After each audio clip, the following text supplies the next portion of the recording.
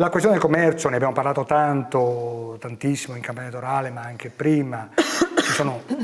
questioni che riguardano, l'abbiamo detto, non solo la città di Udine, tutto il paese, il mondo intero, diversità di approccio agli acquisti, però qualcosa bisogna fare. Di tutta la faccenda mi piace sottolineare, perché è una cosa che avevamo chiesto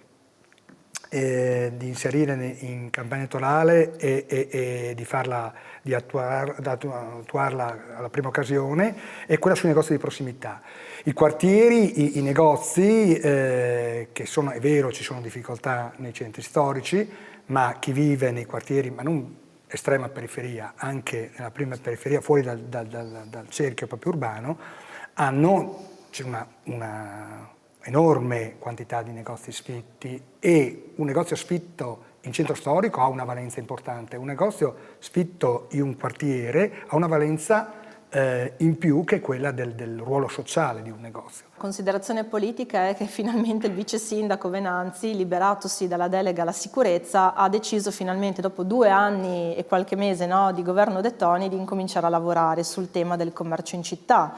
Anche perché, insomma, dopo aver assecondato il suo collega in giunta Marchiol sull'eliminazione dei parcheggi tout court e tutti i malumori degli operatori, dei commercianti, ha capito che per poter avere ancora o salvare ancora quel minimo di consenso deve incominciare a lavorare per il commercio in città. Quindi beata ora che incomincia a lavorare. Questa è la considerazione politica.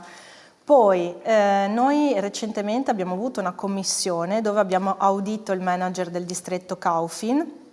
che da una parte mi ha fatto anche personalmente piacere il fatto che abbiano voluto prorogare o comunque rinnovare la convenzione con l'università, la Camera di Commercio e Confcommercio per una mappatura del commercio in città, quindi avere uno stato dell'arte sullo sfitto e l'attivo, no, in città, per farlo capire anche alle persone a casa.